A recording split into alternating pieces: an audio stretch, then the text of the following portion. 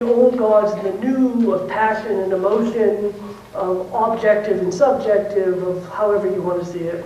He's also the opposition of Apollo and Dionysus. You know, in the middle of this democracy, in the middle of this city, a city of freedom, what do you have? A city of Apollo. You have the god Dionysus. Okay, there's a place in Athens for tragedy. There's a place for passion. There's a place for emotion. As I move on to the idea of the law court, you notice what that would imply, and I think this is true. The ideal of the court is not to be objective. The ideal of the court is not simply to take you out of the perspective of the person who did the action or the person who suffered it. This is actually, of all the times I've given this lecture, this is the first time when there wasn't a major trial going on. The first time, 2 years ago, O.J. Simpson was being tried. And last year, and this was obviously very, very important here, Louise Woodward, do you remember? Was being tried for the death of that baby. He was 17. He was looking at a lifetime in prison. Matt Eben's parents were looking at a dead child. And for some reason, everybody seemed to care. I don't know those people. Why should I care? They have nothing to do with me. But I want to suggest, God knows law courts are not always delivering justice, and it doesn't seem to me that the trial you have in Oresteia is the best possible model. But what you do have is a new perspective. Within the city, right, you have a way of caring about somebody else's pain, right, of sympathy, empathy. There's a way in which I think the courtroom in the play is itself a play. There's a way in which every courtroom is a play. And I think that's what Orestes is going to experience.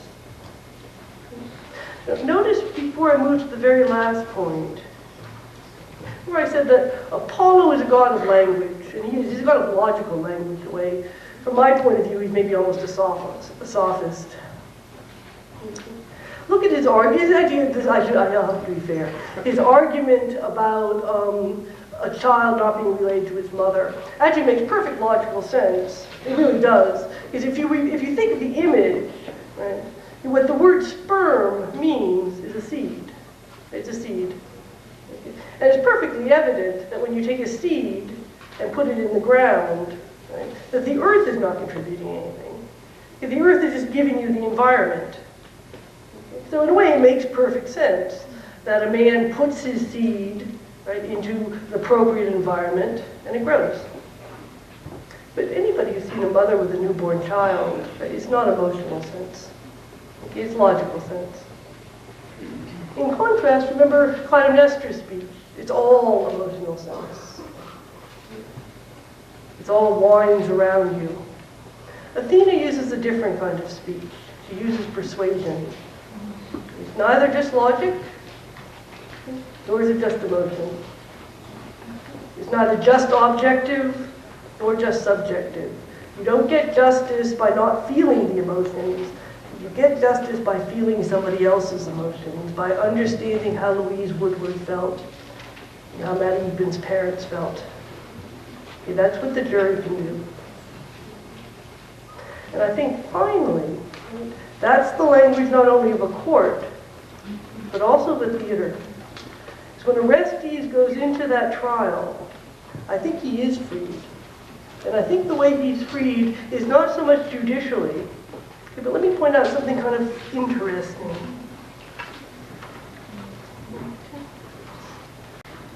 When Orestes goes into the murder, what the chorus tells to him, what the chorus says to him is, when she cries out, son, cry out, my father's son, go through the murder, innocent at last. Right? That's Apollo's cry. Cry out, my father's son.